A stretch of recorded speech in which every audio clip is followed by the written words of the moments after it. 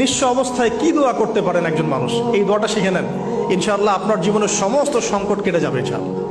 আমি নিজেও এই দোয়াটা বেশি বেশি করার চেষ্টা করি। দোয়াটা হচ্ছে, মুসা আলাইহিস সালাম একটা গাছের নিচে হেলান দিয়ে বসলেন, বসে দেখলেন দুইজন মেয়ে দাঁড়িয়ে আছে দূরে, পানি নিতে পারছে না, লোকজন পানি নিয়ে যাচ্ছে, ওরা দাঁড়িয়ে আছে বেচারি। মুসা আলাইহিস সালাম গিয়ে বললেন, কি সমস্যা আপনাদের? এটা নিয়ে আপনারা আবার মেয়েদের সাথে কথা বলার চেষ্টা করেন, ঠিক আছে? তো মাহারাম গায়রা মাহারাম মেনে চলে। তারা বললেন যে আমাদের বাবা অনেক বৃদ্ধ মানুষ, আমরা পানি নিতে পারি না যতক্ষণ না আমাদের কম পানি নিয়ে চলে যায়।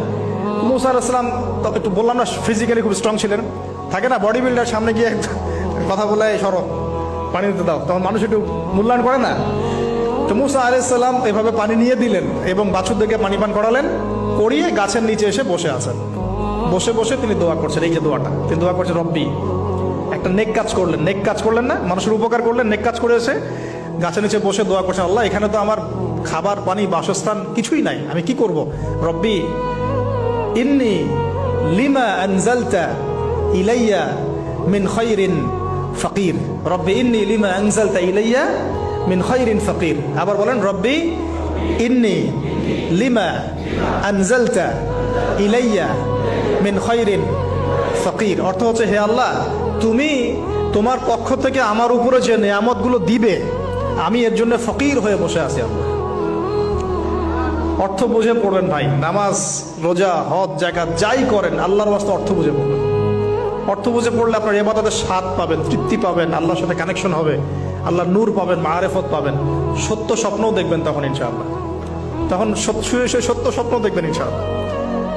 আল্লাহ পাক তৌফিক দান করবেন। এবার আল্লাহ পাকের সাহায্য নেমে আসলো, ওই দুই মেয়ের মধ্যে একজন হেঁটে হেঁটে চলে আসছে। এবার এই মেয়ের হাঁটা সম্পর্কেও কোরআন কথা বলেছে, সুবহানাল্লাহ। এই মেয়ে কিভাবে হেঁটে এসেছে এই হাঁটার বর্ণনাও কোরআন দিয়েছে। কোরআন বলেছে এই মেয়ে হেঁটে আসছে লাজুক পায়ে। এখন আপনি এই পুরো ওয়ার্ল্ডের মেয়েদের হাঁটা দেখেন, লজ্জা আছে? তাহলে মেয়েদের সাথে লজ্জা একটা গভীর সম্পর্ক আছে। এই মেয়ে প্রশংসা আল্লাহ পাক কোরআনে করলেন, লাজুক পায়ে লাজুক ভঙ্গিতে অবনত নয়নে সে হেঁটে আসলো।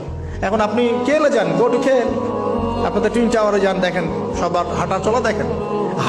হায়া লজ্জার কোনো বালাই আছে এখানে?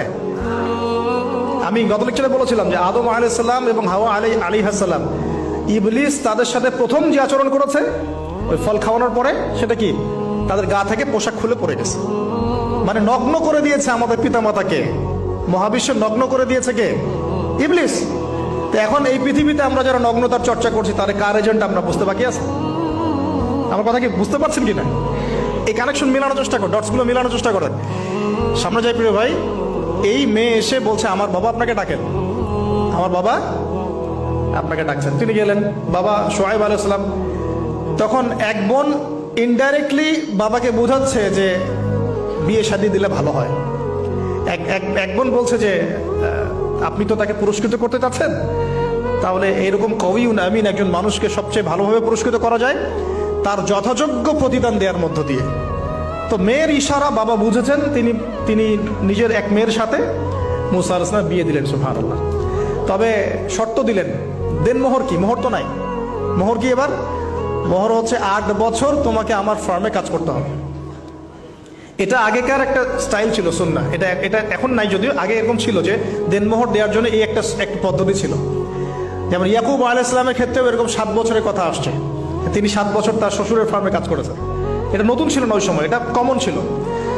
এখন যেমন আমাদের দেশে কমন 10 লাখ টাকা মোহর হবে, 10,000 টাকা দিব, বাকিটা সব বাকি, তাই না? তো এরকম আর কি কমন কিছু বিষয় থাকে আর কি। আস্তাগফিরুল্লাহ, মাফ করো। বলবে বাসরাতে, বলবে আমাকে মাফ করে দাও। শুরুতেই নিজের গায়রথহীনতার পরিচয় দিল।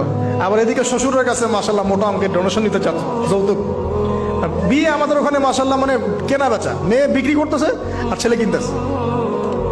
এবার 8 বছর পূর্ণ করা হলো, তিনি আরো 2 বছর 10 বছর পূর্ণ করলেন। এই 10 বছরে মুসা আলাইহিস সালাম নববী পরিবেশ পেলেন, অভিভাবক পেলেন, স্ত্রী পেলেন, প্রেমময়ী সন্তান ইত্যাদি সবকিছু। এবার আল্লাহ রাব্বুল আলামিন তাকে মিশরের দিকে যাওয়ার যে সময়টা এখন হয়ে গেছে, 10 বছর হয়ে গেছে, মিশরের দিকে যেতে হবে। যাওয়ার পথে স্ত্রীর প্রসব বেদনা উঠেছে। তখন মুসা আলাইহিস সালাম আগুন খুঁজছেন। আগুন কি খুঁজছেন ভাই? আগুন খুঁজতে খুঁজতে তুর পাহাড়ের ওখানে গিয়ে দেখছেন যে আগুন গাছে জ্বলছে, সবুজ পাতার উপরে আগুন, তিনি অবাক। এই সময় আওয়াজ আসলো, বিসমিল্লাহির রহমানির রহিম, ইন্নী আনা রাব্বুক ফাখলা'না আলাইক ইন্নাকা বিল ওয়াদিল মুকদ্দাস তুয়া। মুসা, ইন্নানি আনা আল্লাহ লা ইলাহা ইল্লা আনা ফা'বুদনি ওয়া আকিমিস সালাতা লিযিকরি। মানে এখানে অনেকগুলো কথা আছে, সূরা তাহার মধ্যে আছে। আওয়াজ চতুর্দিক থেকে ভেসে আসলো, মহান আল্লাহ রব্বুল আলামিন তার শান অনুযায়ী, তার ইজ্জত অনুযায়ী তিনি যেভাবে কথা বলেন সেভাবে মুসা আলাইহিস সালামের সাথে কথা বললেন। আল্লাহু আকবার। বললেন, ইয়া মুসা, হে মুসা, ইন্নানি আনা আল্লাহ, নিশ্চয় আমি আল্লাহ, লা ইলাহা ইল্লা আনা, আমি ছাড়া কোনো ইলাহ নাই, ফা'বুদনি, তুমি আমার ইবাদত করো, ওয়া আকিমিস সালাতা লিযিকরি, আমার ইবাদতের জন্য সালাত কায়েম করো, আমার জিকিরের জন্য সালাত কায়েম করো, আমার স্মরণের জন্য সালাত কায়েম করো। ফাখলা'না আলাইক, তোমার জুতা খুলে ফেলো, ইন্নাকা বিল ওয়াদিল মুকদ্দাস তুয়া, তুমি তুয়া উপত্যকায় আছো, পবিত্র তুয়া উপত্যকায় আছো। আদব শেখানো হলো, এভাবে অনেক কথোপকথন হলো। নবী মুসা আলাইহিস সালাম ভয় পেয়ে গেলেন এবং আল্লাহ পাক আরো কথা বললেন, ওয়ামা তিলকা বিয়ামিনিকা ইয়া মুসা, তোমার ডান হাতে এটা কি? মুসা আলাইহিস সালাম বলছেন, ক্বালা হিয়া আসায়া আতাওয়াক্কাউ আলাইহা ওয়া আহুশু বিহা আলা গনামি ওয়া লিয়া ফিহা মাআরিব উখরা, এটা তো আমার লাঠি, এটা দিয়ে আমি ডালপালা পারি, আমার ওই যে গবাদি পশু চড়াই। আল্লাহ পাক বলছেন যে ছুঁড়ে মারো, আলকিহা ইয়া মুসা, এটা ছুঁড়ে মারো। ফালকাহা, তিনি ছুঁড়ে মারলেন, ফাইদা হিয়া হাইয়াতুন তাসা, এবং এটা ছোটাছুটি শুরু করলো, বড় একটা সাপ হয়ে গেল। সুবহানাল্লাহ।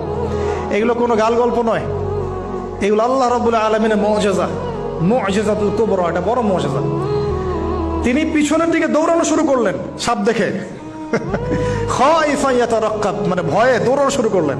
আল্লাহ পাক বলছেন, লা ইয়াখাফু লাদাইনাল মুরসালিন, আমার কাছে রসুলগণ ভয় পায় না, তুমি ভয় পেও না, তুমি ওটাকে ধরো পিছন থেকে, সেটা আবার লাঠি হয়ে যাবে। পিছন থেকে হাত দেওয়া হলো, লাঠি হয়ে গেল। সুবহানাল্লাহ।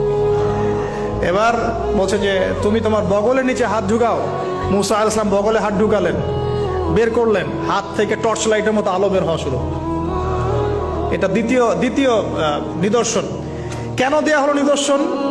এবার আল্লাহ পাক তার দায়িত্বটাকে বলছেন, তোমাকে নিদর্শনগুলো কেন দিলাম, তোমাকে মনোনীত কেন করলাম, কেন তোমাকে মনোনীত করলাম মুসা, তোমার কাজটা কি? তোমার কাজ এখন এটা, ইযহাব ইলা ফিরআউনা ইন্নাহু তাগা, তুমি ফিরআউনের কাছে যাও। ফিরআউন সীমা লঙ্ঘন করেছে, মনে আছে ফিরআউনের কথা?